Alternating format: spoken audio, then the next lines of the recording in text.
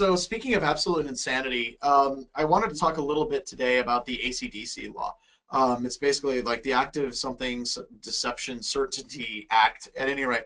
But what's difficult about this law is I'm pretty sure that no one's read it. Everyone has an opinion about the law, but no one's ever read the actual law.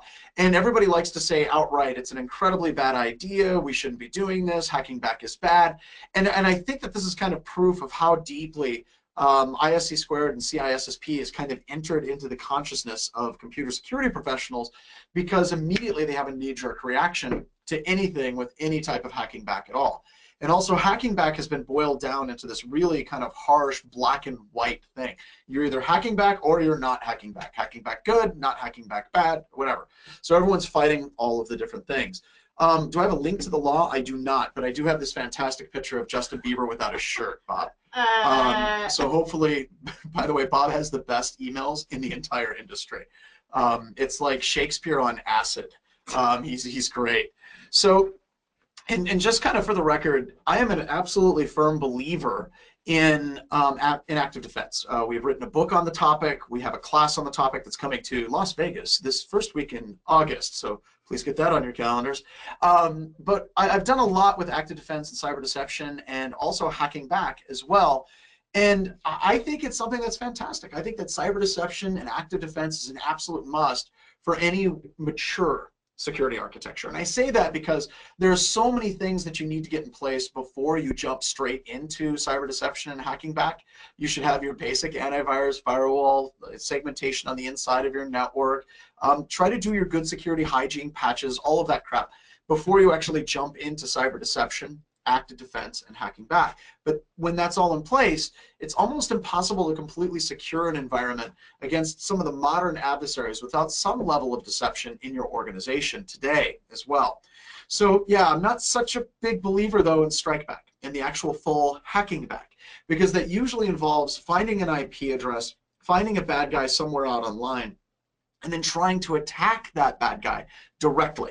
And at no point are we actually talking about doing that. I mean, I'll just going to discuss it as a topic a little bit later, but it's not something that I'm really that interested in. I'll talk about why there's a huge difference between those two. And it ultimately boils down to a core difference of poison and venom. And this is one of the themes that I've talked about for years in the area of active defense and cyber deception, is how can we create cyber deception and active defense in such a way that doesn't involve us directly attacking a bad guy, but having the bad guy try to interact with us. We could do that through a series of things like callback methods.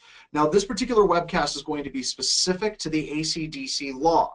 Later on, we're going to have new webcasts on a series of number of different awesome techniques, free tools, free technologies, and also some commercial products that you can look to put cyber deception in your organization as well. Oops, wrong window. Go here, do that. And also, if somebody asks you if you're a believer, look down and whisper, no. All right, it's one of those odd things. Now let's talk a little bit about poison. Now, whenever we're talking about cyber deception and active defense, we spend a lot of time discussing poison, not necessarily the band, but sometimes you do just need something to believe in. But with poison, the idea is you have a document, you have a file, you have an application, you have something in your organization that the bad guy has to take. They have to interact with it in some fashion or another, and they have to pull it back to their computer system. I didn't want to. What are you doing? Sorry. Stop it. Sorry. Ah! Please don't fire me. So we want to have something that a bad guy is going to steal. And when they steal it, it's going to beak it back. Now, this is really, really, really important. This is kind of the difference of taking a gun and trying to shoot someone that you think is trying to break into your house. And the difference between that and some bad guy coming into your house, buying a non-functional gun and like accidentally hurting themselves, or coming into your house and stepping into your bear trap in your living room. Now, there are laws against these type of fatal traps that you would put in your home. So that analogy kind of breaks down, and it doesn't really tie all the way into cyber. And the reason why is years ago, whenever they set up these laws about not having lethal traps in a home, it was because of like firefighters and first responders. If your house is on fire, you have fatal traps, someone comes in, that's bad. So we're talking about cyber deception, though. We're not talking about anything fatal. We're not talking about chopping off someone's leg or anything of that nature. What we're discussing is something the bad guy would steal. This could be the most simple concept a Word document. The bad guy could take a Word document from your organization, steal it, your property, and then that Word document can beacon back. We can also do the same thing with PDFs, Excel spreadsheets, and a number of additional things, which we'll talk about a little bit later. But traditionally, when you're discussing poison, something that's poisonous is there. Somehow you have to interact with the poison. It would be a poisonous frog. It would be a poisonous flower. You don't really talk about, like, you know, like the poisonous snake that jumped out and bit you.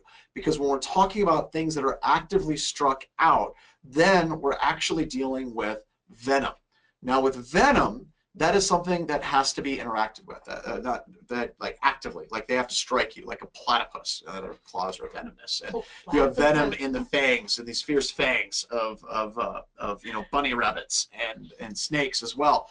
But we have venom. It's usually something that is injected. And whenever we're trying to sell the idea of active defense, we really, really want people to start thinking more in terms of poison. The bad guy has to interact with something. They have to break the law to get onto your network. They have to steal something, and then they have to bring that something back, interact with it, and then it triggers. And preferably when it triggers, going back to our analogy of a bear trap in the middle of your living room, it doesn't trigger in such a way that causes your organization or you personally to violate any laws in the process. So the kind of the key thing to kind of boil this down is, it is not cool to break the law to catch a lawbreaker. And it's funny because whenever you watch movies or TV shows, a lot of times the protagonists in the show, they can do all kinds of illegal things to the bad guy because he's the bad guy. They can break into their house, they can set traps, Dexter. They can do all kinds of things. Dexter. Oh, that's that TV show with the murderer. Yeah, that would be a good example. You can't break the law and kill people and then use a defense that says, no, they were all bad people. It's not, that doesn't work. And I think that with the active defense and the cyber certainty law that's out there, the ACDC law, I think that that's probably where there's a lot of confusion with the people that have actually put together and started drafting this particular law. And I'll discuss where they kind of went off the rails, because there's a lot of fantastic things in the law that I think that they were actually getting right. Sorry, what's the platypus of death? I have no idea. It's just a t-shirt that one of my friends wears, and I thought it looked cool, and the platypus is venomous, and I thought an evil platypus, it's a platypus, they're venomous. I didn't know they were. Jeffrey says it's cool. Oh, there you go. We're going to go with it. All right. And don't you have your phone? Can't you Google that? I mean, I guess you could just Google what is the platypus of death, right? And that would be Yeah, but that's not. Continue. Yeah, we got work to do. All right, so I'm going to spend a lot of time reading this law to you and kind of giving you my thoughts and my opinions on it. And I know that that seems a bit weird. I should probably do the whole thing. It's like, I am not a lawyer and I am not an attorney, and nothing I can say in this particular webcast, it should be construed as legal advice. And if you do construe it as legal advice, you're an idiot. All right, so Congress determines that the use of active cyber defense techniques, when properly applied, can also assist in improving defenses and deterring cyber crimes. So let's talk about that. Whenever you're talking about like the legal area, whenever you're talking about cyber crime, whenever you're talking about general crime, one of the things that they've discovered over the years, and this has a number of different names to it, but I'll call it, broken windows, is they've discovered that if law enforcement allows small laws or small crimes to start sliding, then those crimes very quickly start escalating. And one of the examples that's contested, but it's oftentimes used as a good case example, is Rudy Giuliani in New York City. Now, there's a whole bunch of people that get all worked up whether or not Rudy Giuliani did anything. Was it more spurious with socioeconomic changes in New York City and so on? But the idea was that Rudy Giuliani decided to get very tough on crime. There was a large amount of crime in New York City. There was neighborhoods that were completely like windows broken out, bad places to go. And he came in and they started really heavily enforcing some very, very minor crimes, because there was a lot of people in New York that would jump tolls. They'd basically jump over and not pay. And a lot of law enforcement was so busy trying to keep up with bad things that they started to let the smaller things like jumping tolls slide. And then with the windows, they were just bad neighborhoods. We'll have people go in and clean that up. But they went through and they started heavily enforcing, even arresting people for some of the most petty offenses. Then they started going into neighborhoods and they started basically charging landlords that had broken windows. They basically said, you have to go fix the windows, you have to fix the graffiti, you have to fix broken down doors. They started putting a tremendous amount of weight on the communities as a whole to start cleaning up. Now, there are adequate and very good arguments to be made that over prosecuting small crimes against petty criminals is bad from a number of different societal reasons. But what happened in New York City is crime started going down. And the reason why is there was a perceived risk to actually perpetrating crimes. If you're a criminal and you think you can get away with it, even small things, it emboldens you to start doing more things. You get more and more escalation. Once again, there is some debate as to whether or not this actually worked in New York City. But traditionally, if you look at a lot of cities around the world, this same thing has been applied, and it's also led to an overall reduction in crime. But it basically boils down to, if a criminal takes an activity and they look at it and they say that my risk is low of getting caught and doing this illegal activity, then their likelihood of doing so is going to increase. So when we're talking about this law as it applies, I really think it's interesting that Congress has recognized that the attribution and the danger for cyber criminals is far too low. We need some kind of way that we can actually increase the risk to cyber criminals. Now, as part of this, whenever we're talking about active defense and what we're dealing with, all of the things that we're discussing, they're going to be bypass techniques. And whenever I talk to people about this law, a lot of times they'll say, well, whatever cyber deception you do or any attribution technology you use, the bad guys are going to find a way around that. And I'll address that in more detail a little bit later, but you're absolutely right. But simply because they can be bypassed doesn't necessarily reduce the perceived risk to the criminals that are trying to launch the attacks. So sometimes, just by having this on the books, just by talking about the techniques and the capabilities, and then documenting some persecuted crimes, it'll actually reduce the overall amount of cybercrime because the perceived risk of that cybercrime has gone up. So what I'm saying is there's two separate issues. There's the perceived risk issue, and then there's the actual implementation issue. We're going to address both of those issues as well. We've got a couple of comments really quick here. We got Matthew. He said, love active defense and using it for hunting, in particular attribution. I've done some consulting and get a lot of clients that worry that someone can block the callbacks. What would you say to that concern, in particular using word web bugs? And we're going to talk about that a little bit later, but I wouldn't be that concerned. And that goes back to that thing. It's like somebody could look inside of a document, look inside the metadata, see that there's metadata and it's doing a callback, and then they would be able to stop it. But that overall process of them doing that actually slows them down. And I'll talk about that a lot more here in just a little bit. David said, send cyber crooks to Gitmo. Yeah, that's... Okay. Yes. Guantanamo Bay for all of you. That slows them down. Yeah, and that's the whole point, right? We want to actually slow them down as much as we can. All right, still okay, good. We're still reading the law, still some good things in the law. Computer defenders should also exercise extreme caution to avoid violating the law of any other nation where the attacker's computer may reside. Now, this can get dicey because the United States and the EU have very well-defined cyber laws, but we can talk about where that line actually exists between getting IP address, getting location information, having an attacker identify a warning banner, and kind of laying out the terms of what you would do with that warning banner. There's a bunch of things that we can actually do that most likely won't get us into trouble in foreign countries. And I'll talk about where that line actually exists. But it is good, excuse me, it is very good that internationally, that this law actually has a little bit of that international flavor. It's like, hey, before you do anything, make sure you aren't going to break any laws in other countries.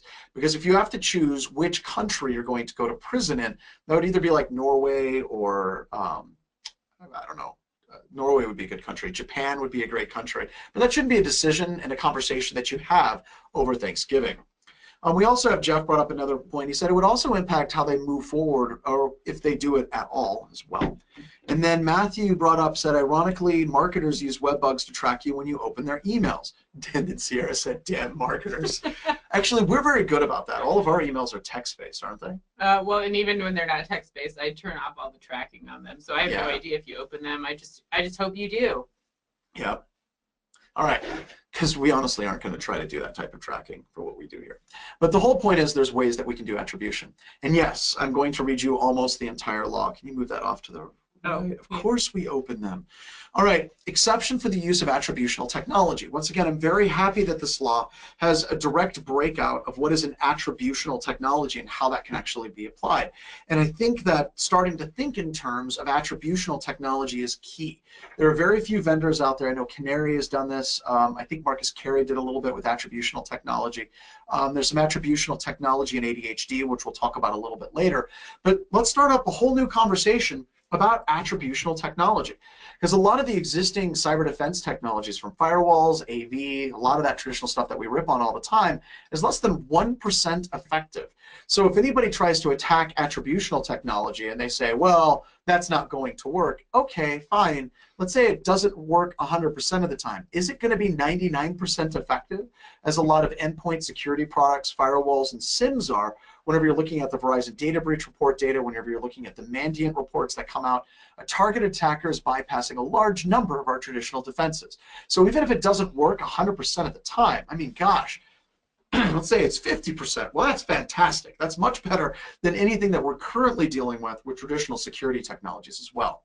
So this section shall not apply with respect to the use of attributional technology in regard to the defender who uses a program, code, or command for attributional purposes that beacons or returns locational or attributional data in response to a cyber intrusion in order to identify the source of that intrusion. This is that poison that we were talking about. A bad guy breaks into your network, they take a document, and it beacons back home. It can beacon back home with IP address, which isn't that accurate, we understand that. Or it could also beacon back with full geolocation, which is a much more accurate level of attribution. All of these technologies are currently on the table. Once again, there's not a lot of vendors that are entering this area. This is one of those areas that I think if a law like this was actually passed, I think it would greatly enhance the capability for organizations to defend their networks with newer technologies. And I think we would see a huge explosion in attributional technology vendors. Right now, there's a large number of vendors all coming out of Israel for some crazy reason. Like you have Symmetria, you have Javelin Networks, there's a ton of vendors out there that are from Israel, and they're releasing a bunch of very neat technologies in this area of cyber deception and also attribution. Now, there's a lot of discussion about whether or not attribution is possible and how hard it actually is. In fact, if you look at some of the Vault breaches, Vault 7 and Vault 8, you look at the shadow brokers, there's documents that have came out of these breaches where, particularly, the United States government has spent a lot of time and effort in making their attacks look like somebody else, using malware that a different set of bad guys or a different nation state would actually use, using different tactics for command and control or data exfiltration, or pivoting around an environment that another nation state actor or cybercrime actor would actually use. So whenever people are talking about attribution being somewhat broken, it is somewhat true that attribution is somewhat broken. Trying to look at malware, look at the strings in the malware and say, yes, this is the Russians, is really, really kind of a dodgy game. We shouldn't be doing that.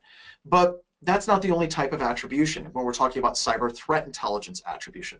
With the attributional technology to make that bad guy's computer communicate back to you or some other service, well, that's a horse of a completely different color. That would require the attacker to break into your organization and steal something from you. And this law very clearly articulates that and calls that out. Still okay, we're still doing fine. A program code or command originated from a computer of the defender but is copied or removed by the unauthorized user, once again sticking with poison. The program code or command does not result in the destruction of data or result in an impairment of the essential operating functionality of the attacker's computer system.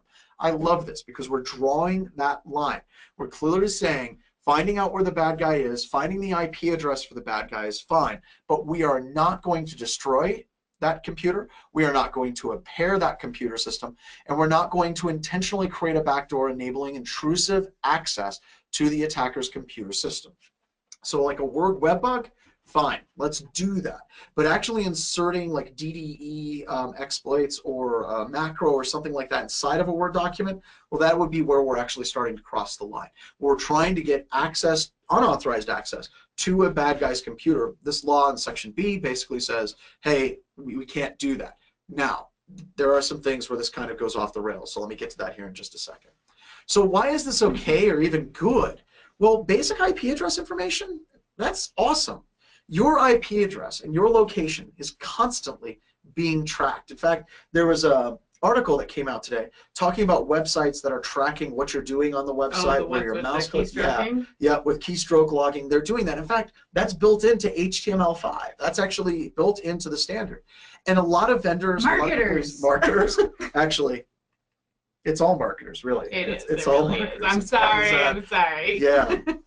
So whenever we're talking about these technologies, it would be very easy for me, if I was in front of a judge or a jury, I would not be worried at all talking about tracking an IP address, tracking location, and explaining how that's okay.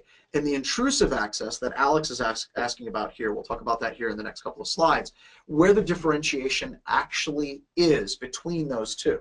So if we can use attributional technology, and we can bake that attributional technology in such a way that it's using Google location services or Apple's location services, it's using the existing services that exist right now today that are being used hundreds of times constantly on your computer system, well, that's awesome. Let's use that. Now, there might be because then it's not illegal. Because then it's not illegal, right? And if it is, we have ads by Google and Apple and everybody are legal as well. And I'm actually okay with that. If they want to go whole hog and say any tracking online is illegal, that's awesome. I will take that trade right now in a heartbeat. But right now, all of these things are legal because that's pretty much the basis for all of the e-commerce that's out there today. Now, let's talk about permission a little bit. And I'll get to Alex's question here in a moment. Let's talk about permission for a few minutes, because I think that that's key. It's difficult on where permission exists, because if I install an app on my phone, it pops up and it says needs to have access to your contacts, needs to have access to your files, needs to have access to your location. You're actually granting permission. And camera and microphone. Yeah, the camera and the microphone. It's tic-tac-toe. Why does it need all of that, right?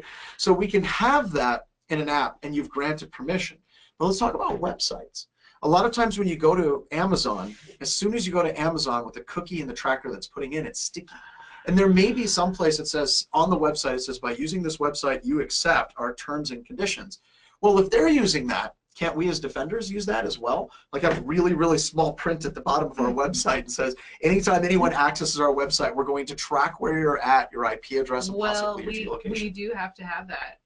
For some having some stuff on our website, we have to have that same language. We have to have that language, right? Because whenever you're building a website today, that website isn't just a website, but we're loading components and functionality and logic from a whole bunch of third parties to pull that in place. And they all have to have those trackers and those things, and it's just so dirty. It is. But once again, if somebody said we want to make all of that tracking illegal, I'm down for that. Let's do that. But it would shut down every single advertiser online. Once again, perfectly okay with that. But since that is legal, since that type of tracking is legal, we can do similar things in our organization to track where the bad guys actually are. Okay, now things start getting a bit weird with this law. So far I've been talking about the really, really good things and the stuff that makes me happy.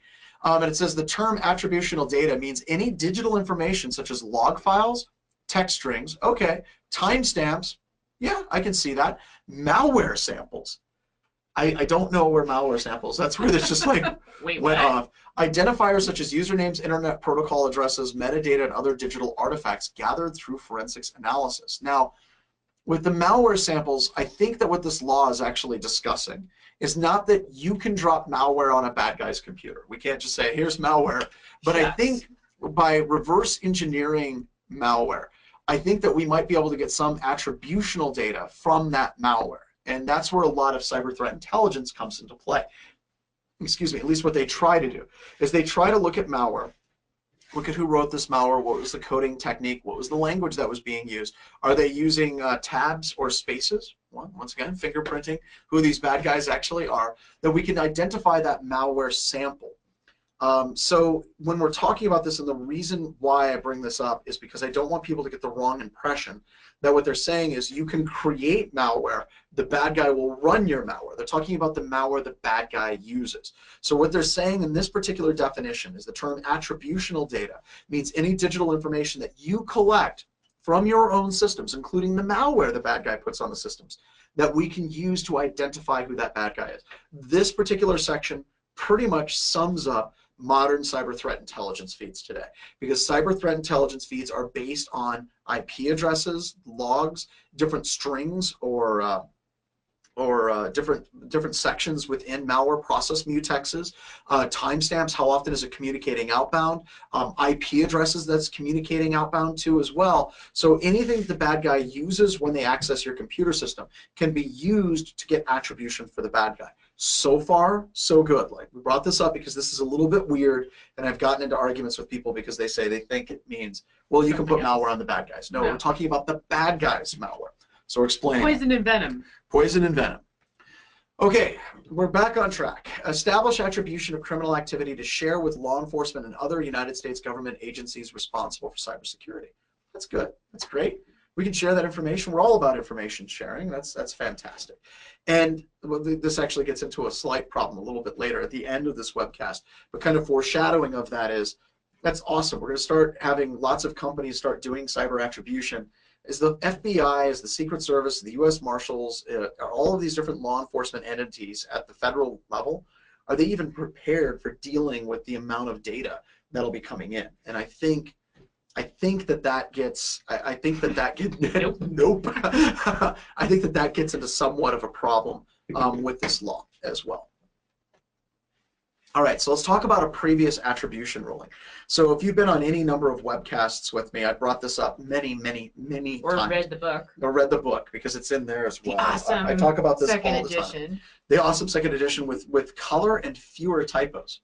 Not zero typos. There are we still have some typos, because there's just so many, you guys. So many typos whenever I write. That's another reason why I only write 10-word emails, because it reduces the likelihood of a typo. But I average about 1 typo per 10 words, which is awesome. Hey, I'm only like probably 1 in 20 words, so that's one of the things I hate about Grammarly. I have no room. Grammarly is like, how good are you at writing? Oh, you suck. You're bad. All right, so it's one thing to cause a stolen computer to report its IP address or geographical location in an effort to track it down. It is something entirely different to violate federal wiretapping laws by intercepting the electronic communications of the person using the stolen laptop. So Alex asked a question. He said, what does it mean when it refers to backdoors with intrusive access? If you're just getting beaconing information, IP address information, and possibly location information, because that's what this law actually calls out, then you're probably on the right side of the law. Now, the reason why I say probably on the right side of the law, because we really don't have any good laws for cyber deception or attribution at all whatsoever. So anything that we can get would actually be a good thing, right? But then whenever they talk about violating federal wiretapping laws to do so, that's where you're actually monitoring the activities of that remote computer system. And that becomes the crux of the problem with this law in the 2 sections that I'm about to talk about, is by monitoring that computer system, monitoring the processes, the files, the internet usage, the file usage on that computer system, you're actually violating federal wiretap laws to do that. Even if the bad guy has broken the law, once again, it doesn't give you the right to actually break the law either.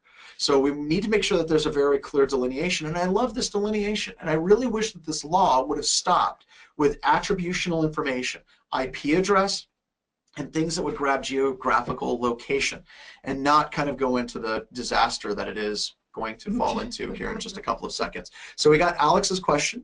We have JTHL said, it's nice the government has granted you the privilege of analyzing malware that is used against you.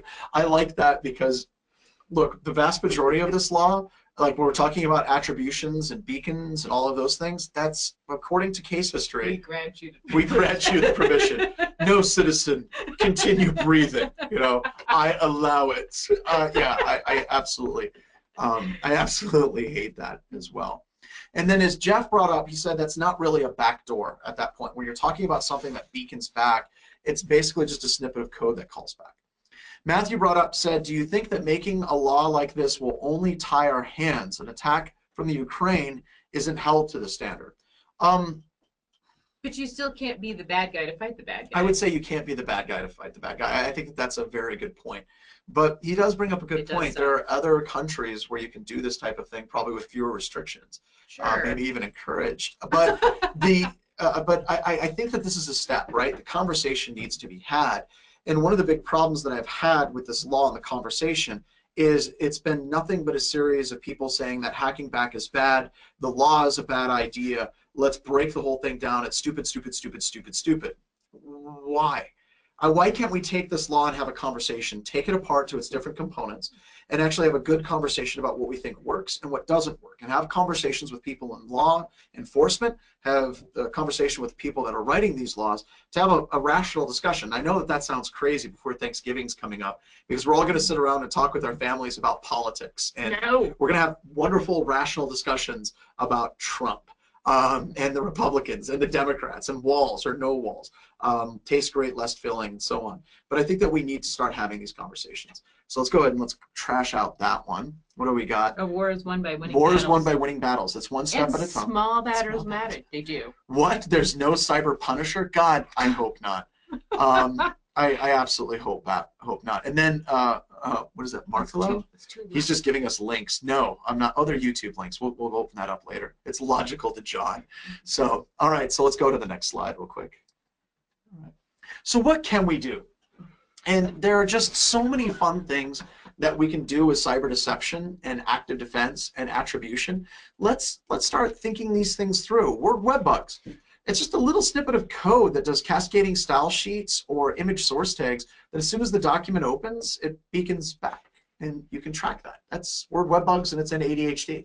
Geolocation apps. Almost anything you can embed some level of geolocation capability into it. Totes legal. Totes, well, I think that there might be some question about how you actually go about doing that. But yeah, if you actually are popping up and there's a warning banner that says, by running this particular application, you were going to track where you're at, okay, let's do that. And we've done that traditionally with Java apps. Oh, quick note on the Java apps. I've had people recently talk to me and they say, well, the Java thing is dumb because Java is old and no one is using Java. That's the point. Whenever you create a Java app that tracks the location, a bad guy's going to see a Java app, think it's old and it's stupid and it's probably vulnerable and it can be attacked, and run it. And then we've got them, right? Callback PDFs, callback Excel spreadsheets. We can do geolocation within Excel spreadsheets as well. HTML code to prevent and detect scraping. So this is really, really, really cool. This is a neat trick. What you can do is put some callback code in your email portal that every time someone views the email portal, it just pulls an image from someplace else. Just pulls the image, pulls it, and runs it, or some JavaScript that fires. And what's cool about that on your email portal, and we're going to have a webcast talking about this, Haroon is going to come on and do a webcast talking about some free tools and things that they've done in the past. What's awesome is if you put that little JavaScript on your email portal and somebody scrapes your email portal to clone it, then as soon as someone views that email portal someplace else, let's say they load it up in Estonia, and as soon as they render that portal, the JavaScript fires, and now you know where that server is, or you know who's using that server, and now you can just simply blacklist that IP address. So you'll be able to do zero-day protection against phishing attacks where people are trying to scrape your particular email portal. We can do that, and yes, this is a webcast that's coming up. In dealing with the logging of stolen system, let me see. Whoa, that got weird. It jumped all over the place. Logging with the stolen system, where's the line? Like, if the system is auto startup to log into Splunk, it does so automatically when it's turned on and connected. How would that fall into a wiretap law? If that's part of your existing security procedures, that's fine. That's where your programs are set up. They're calling back home, they're checking in, and they're doing what they're supposed to do all the time. Now, if somebody steals a computer system, as in the case of Susan Clements Jeffrey versus Absolute Software, and then you start turning on the camera and you start recording the keystrokes of that computer system, you have now crossed the line. But that standard business operational consistency of what you need to do for logging and analysis and monitoring of that computer, they can't stop you from doing that. They just can't, because it would shut down all IT completely. So hopefully, hopefully that answered your question. Honeypots. Now, anytime I mention honeypots, it's inevitable that someone says entrapment. And the idea of a honeypot is we create a computer system, we create something that a bad guy sees, and they try to hack it. And it's really easy to hack. And then once they've hacked it, then we know who they are. And people are like, that's entrapment. No, it's not. It is not. And let me explain. If you leave your door unlocked and I break into your house, well, I didn't break into your house, but if I come into your house, just walk in, and I steal a bunch of things, and then you catch me, was that entrapment? No. No, it's not. I still broke the law, even though you didn't lock your door. You're still trespassing. I'm still trespassing. I still burglared your house. So we're still in trespassing. A honeypot is like that unlocked door. Now, if I go onto a form and for criminals, let's say that there's a Twitter feed for criminals in your local area, and you say, I, John Strand, have left my house unlocked, and I've left $1 million in the living room. Good luck. And the bad guys break into my house. Walk in. Walk in. Sorry, I keep on trying to say break in. And I've enticed those bad guys to break the law. And I'm a member of law enforcement. Have I broken the law? Is that entrapment? Yes, that is. So we're not actually telling the bad guys to break into the system. We're creating something for them to interact with. So Brian came up and said, what if your standard operating procedure for your company, if these asset powers up anywhere other than XYZ, then turn on the camera and log on Splunk, I would remove the turn on the camera thing. Shut that off, okay? We have existing case law. Just shut that off. And also, Brian, a key point on that, and that's a great question. A key point on that is you don't need that necessarily. I mean, if you get the IP address, you get the geolocation information, that's usually all you really need to start getting a warrant to start doing more invasive procedures. After you have a warrant, then you can start turning on the camera. So David brings up, what about apps like Lockout Security where they take a photo from the front of the camera if X happens? I just think that's cool. I just think that that's awesome. But yeah, you might be crossing that line again. But if this is part of your standard operating procedures and it's just taking a picture because that's what you do, who knows? We've never had a court case that goes into that. Most of the court cases involve people actually turning on the camera and taking pictures of people in compromising situations. What about the mic and having something like Siri active? Okay, now that is interesting. I don't think we have any case law on that at all. So if your computer was stolen and it's a Mac, or your phone is stolen, Cortana. Who uses Cortana? I don't know. You always ask me if I want to use it. No. Do you think that there should be a legal responsibility for Apple and Amazon to release the audio files that they're capturing off of computer systems? They do, don't they? They're recording things constantly. Who knows what extent they're actually I think that they already have used that in case law. Do they have any cases where they've actually I felt like it had come up with like 911 calls. There were 911 calls where it automatically called 911 on their behalf. Yeah, but but what I'm saying is, can we actually go to them and say, I want the audio files from my computer? I don't know. It's creepy. I don't know. So creepy. So crazy. And this is also part of the reason, there's a bunch of questions that are popping up. This is also part of the reason why having a law is actually a really important thing. And having a conversation about that law is more important. Because it finally draws a line somewhere? Yeah, because it's about trying to define the laws at a basis. So Bob brought up, in New York, opening an unlocked door is considered breaking the seal of the door. So breaking and entering and burglary would count. Awesome.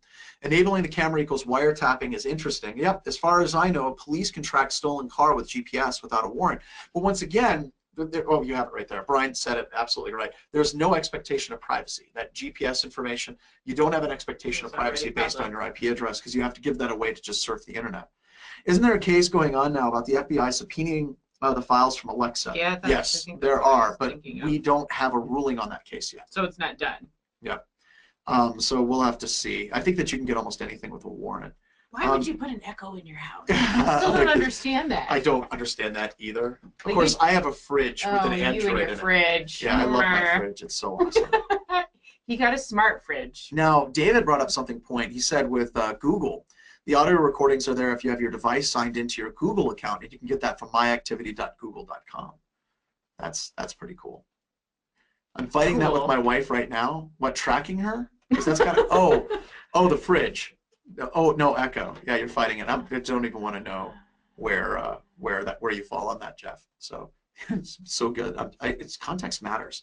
Whenever we're talking about tracking people and being creepy stalkers, and someone says, I'm fighting this issue with my wife now, they could be talking about something from like 10 minutes ago. Oh, Jeff's against it. I thought you wanted it so you could start intercepting and reverse engineering and taking it apart. But, you know, whatever. And then we have imager links. No, Jason, we're not going to click that link. We're not. Some other things that we can do is digital code signing certificates, and you can own the certificate revocation authority. And then you could also do callback videos. Basically, when a video runs, you can have that video, according to the MPEG standards, check for a higher resolution version of it, and you can basically pull that back as well. All right, so let's move on to the next slide. Now here's where this thing goes wrong, and I goes wrong so bad, and no, let's not do this. Disrupt continued unauthorized activity against the defender's network, or monitor the behavior of an attacker to assist in developing future intrusion prevention and cyber defense techniques. No, no. This is where we have absolutely crossed the line at this point. Stop, remove these sections. And then I love this, Jeff's like, that's illegal, isn't it? Yes, it is. Until right it's now, not. it's illegal unless this law goes through. And it's also fun because I've talked to people that haven't read the law but have an opinion on it. They're like, well, if that law passes, it's going to be completely against the Computer Fraud and Abuse Act. It's like, if you read the law, it starts out right in the beginning and says that it's amending the Computer Fraud and Abuse Act. So Sierra, you're absolutely right. If they get this through, then this is not illegal to actually disrupt the continued unauthorized activity against the network or monitor the behavior of the attacker. So John attacks me, I can disrupt his network, and that's fine. Wait a minute, that's a trap. I'm not answering that question. I'm not going to say why. But you cannot do these things. Intentionally exceed the level of activity required to perform reconnaissance of an intermediary computer. That's basically, if you have a computer system that is compromised, and then that computer system is attacking your computer system, that's an intermediary computer, to allow for the attribution of the origin of the persistent cyber intrusion. Once again, you can gain access to that system to find out where the bad guy is on the other side of the system. Intentionally results in intrusive or remote access to an intermediary's computer. Intentionally results in persistent disruption to a person or entity's internet connectivity, resulting in damages. Now, this sounds good, right? It's basically saying you can break into a bad guy's computer, it may be an intermediary computer, to monitor the bad guy and disrupt the bad guy's activity, but then it says, but you can't destroy that computer system. You can't infringe on the rights of the intermediary computer users. You can't violate their rights. So what they're trying to say is you can do bad things, but only to bad people. It's so sketchy. Yeah, it's so bad. So, but here's the thing, and Brian's kind of getting to it. It says you can hack into a bot system and get info, but not go any further. But what info? And when this line is trying to say you can get the info of the bad guy, but you can't get the info of the intermediary victim. And finally, Michael got a cyber punisher. Finally, he's like, cyber punisher. Yes, we finally have it. And that sounds good, but it's not. And let me explain. So here's some kind of breakdown from the congressman's own website that's putting this together. What he basically says is, how will this bill impact innocent bystanders to avoid collateral damage? ACDC is a very high standard for cyber defenders. If a defender behaves improperly or recklessly, they will still bear the full penalty of existing law. ACDC does not change the existing penalties for unauthorized access. It merely allows legal defense for such activities in a case where self-defense is clearly justified. The bill makes clear that if a person is inadvertently impacted by cyber-active defense, the right to sue for civil damages or injunctive relief is still preserved. So what it's saying is, even if this law goes through and you break into an intermediary computer system and you end up impacting that intermediary, you can still have charges brought against you. Defenders would be forced to take very deliberate step-by-step process of using cyber defense, as they would still run the risk of civil and criminal penalties. So, and then we get to the FBI thing, which I'm going to talk about here in just a few moments. So why is this bad? So I can see how the idea of disrupting and monitoring an attacker seems like a good idea. If you've never worked in cybersecurity, you have no idea how IT works. The thought process could be that we're only going to target the bad guy and what the bad guy is doing, and we are not going to do anything to the innocent victim systems without being used, that are being used by that bad guy. Wouldn't it be nice if the real world was that black and white? It is so not. It is so not. So what about collateral damage? And this is why we need to talk to the lawmakers, because they tried to do the right thing with this law, okay? But the point is, whenever you gain access to a computer system, it is almost impossible to differentiate between what is the legitimate intermediary user doing on that computer system and what is the bad guy doing on that computer system. Degrading an attacker on that computer system is almost certainly going to degrade the victim, the intermediary victim's ability to use that computer system as well. And monitoring activities will almost certainly involve violation of privacy on the victim's system. And why? Simply by trying to differentiate between good activity and bad activity on a computer system requires you to look into the good activity, quote unquote good activity, of that user on that computer system. And by simply monitoring that activity to make a differentiation between what's good and what's possibly evil, you have crossed that line and you have violated the rights of that user. So let me give you an example. Let's say the bad guy is on that computer, right? And the bad guy is spawning up browser instances for command and control. And then the standard user is using the browser to surf the web. By trying to monitor and inject and see which of those browsers is a command and control browser and which of those browsers is one that's being used by the standard user, you are going to violate the privacy of the intermediary victim user in doing that activity. So that collateral damage is absolutely a real thing. And once again, I can see where they're trying to do the right thing in this law, saying, yes, you can degrade the activities, but only for the bad guy. But simply, you can monitor only the bad guy. But simply trying to look at and differentiate, is this good or is this bad, you have automatically violated the rights of the user that is using that computer system. So we have a couple of questions I want to pull out here.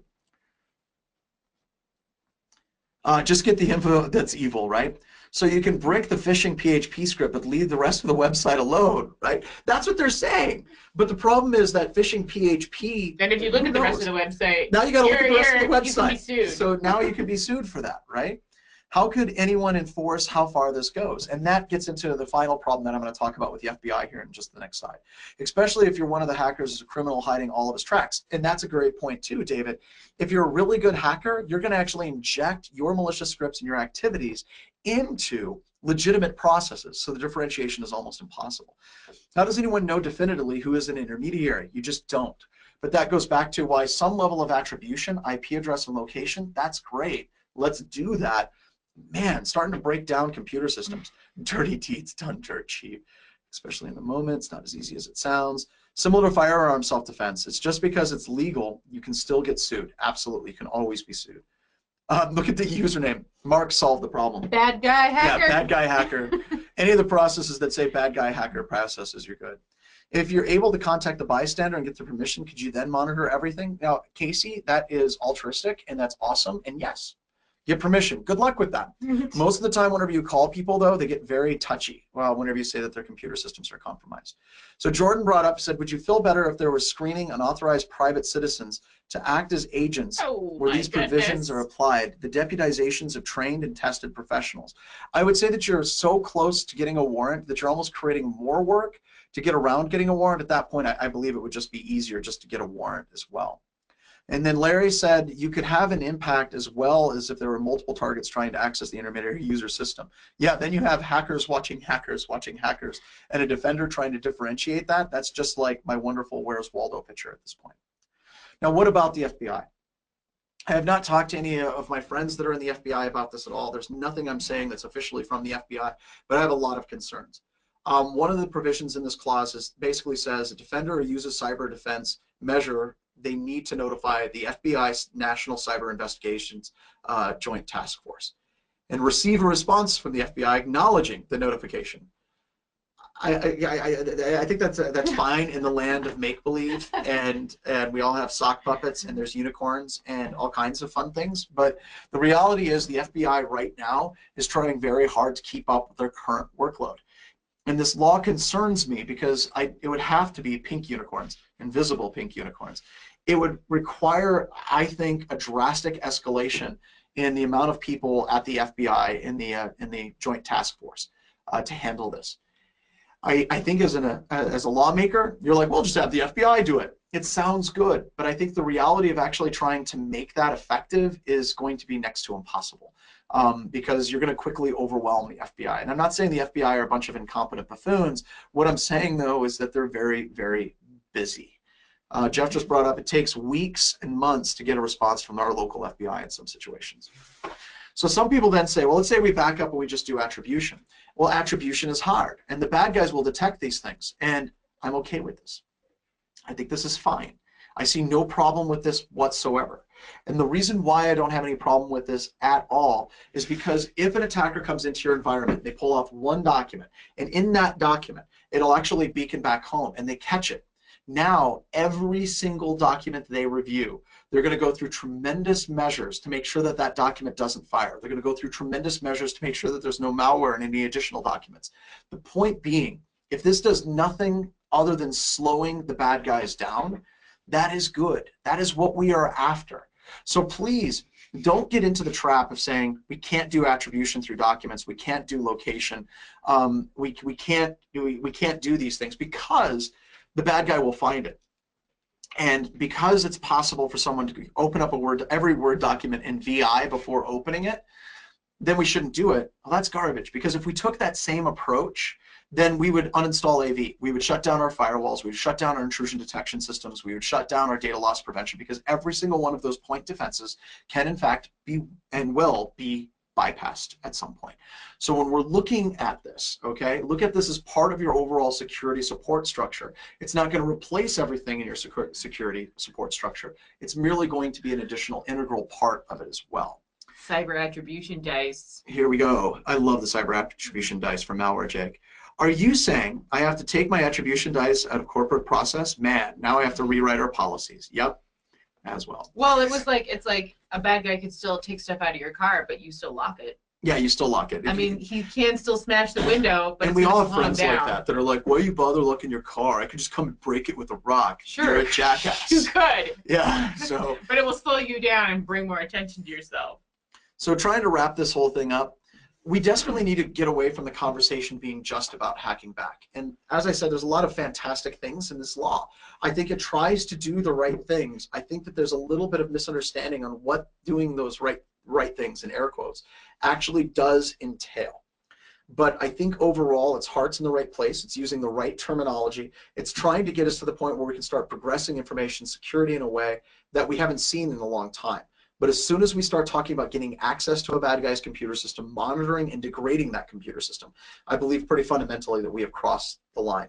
So instead of it just being hacking back, which this law purely is, right, we really, really, really need to break down and break active defense up into 3 separate categories. We got the 3 A's. We got annoyance, attribution, and then we've got full-on attack. An attack only happens with full authorized warrant as well.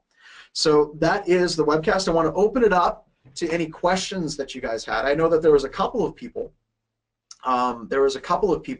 That I think it's Congressman Graves. That's Preach it, bro. I think that there was a couple of people that were like, they started DMing me on Twitter, and they're like, I'm going to come and argue with you and explain how I'm wrong, and that's fine. I might be. So please, if you guys have any questions at all. Let's have a panel discussion. Let's have a panel discussion. I'll give you audio control. Or you can show up and we'll do it. That'd be awesome. Fly out here. Yeah. We should just have a thing. If somebody disagrees with me vehemently, and they're legit, it's not like just like an internet troll, because we have internet trolls. We should fly them out. If they have a good argument. I'm not saying it's like a Thunderdome thing. It's like fly them out here. 2 men enter, 1 man leaves. You know, that's not what I'm talking about. Although it is kind of like that. But I think that having a good conversation is always awesome. And inviting people that disagree with you politely is a good thing. We should send the YouTube link to the congressman proposing this. Which congressman? I'm currently trying to work back channels to try to get in contact with the congressman that's proposing this and some of the people that are working at some policy working groups. I have to check my email, but no, I'm going to try to get involved in this as much as possible. On pay-per-view? I would buy that. All right. So any questions, folks? We got plenty of time. 5 minutes to spare. 5 minutes to spare. It feels good to be back doing webcasts. I mean, I was sitting and just kind of being, who was the guy in the Johnny Carson show, like a sidekick that just sits there and goes, "Ha ha, you are correct, sir." I'm sure someone will remind us. So you felt like a Sierra, is what you're saying? Yeah, kind of. Ed McMahon. Yeah, Ed I'm McMahon. wondering who they consult regarding IT security was, if they consulted off. I don't know. Oh, no, they clearly did, David. Looking at this law, I actually did have a number of phone calls with policy groups out of Washington, D.C. I would say about a year ago, and then they continued up until about 6-7 months ago. And they just said, hey, we want to talk about active defense. And there's a lot of language in here that's right out of our book. There's a lot of language in here, stuff that I was telling people about. But like I said, I think that they just kind of did a little bit of a wrong turn there as well. Did Sierra ever do recordings for Brent Ozar's sequel training? No, that's not me. That's not. I don't even know who that is. I don't know what's going on there. Cool. Well, Now remember, we are a when are you subgroup. running for office? When am I running for office? Says Eric. Never, because What? I'm pretty sure. It will be so fun. No. I am pretty sure. Like looking at what's happening in the No. news today, like as soon as a guy gets into political office or gets into a certain level of like power, he turns into an absolute jackass. Power corrupts. Power corrupts completely. And I just hope that somebody out there would be willing to assassinate me if I do anything like that and starts, you know, grabbing women inappropriately. Is there a likelihood that this may get passed soon? Absolutely. There is absolutely a likelihood. In fact, this particular bill is picking up a large number of co-sponsors. It is by a Republican, and the Republicans currently maintain control of the House and the Senate. Don't want to get into the I don't want to get into Republicans versus Democrats, but if it's being put forth by Republicans, Republicans are in control, and there's multiple people signing on to the law. Yeah, we need to be available. We need to start trying to have the conversation. When is Sierra giving her presentation? Well, I didn't know I had one planned, but I don't know what that is either. I was kind of, so people have asked about social engineering, and I have done some presentations about social engineering. So it's something that we could do in the future if that's like interesting to you guys. But believe me when I say it's not incredibly technical. It's like step one to being good at social engineering: be a woman. And that's I did is tell that now him that. sexist? I gotta ask. Is No, that because sexist I'm the in one this that day and told age? you that. I know, but still, you can say I sexist think, things. okay, on so some I things. think it depends on whether you think that there's actually differences between men and women and the way that men and women interact with each other. It doesn't mean that they're bad. There's just differences, and I think there are differences. And anytime I try to get someone's user ID and password, I come across as a used car salesman. You know, it's like, oh, hey, what's it gonna take? How much chocolate is it gonna take to get you to give me your password? All right. Social engineering is honestly just a few fancy words for liar. Ouch. It is actually, but you're trying to train people to recognize liars. So that's what you're really. That's it. Yeah. You're trying to train people to recognize bad guys. You're lying to people so that you can protect them from other liars.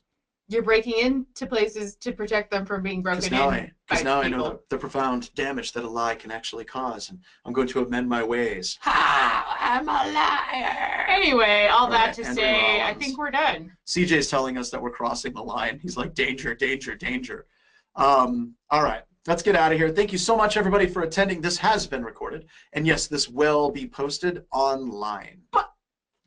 Liar equals marketer. They keep sending us links like we're going to click on them. I love you guys too.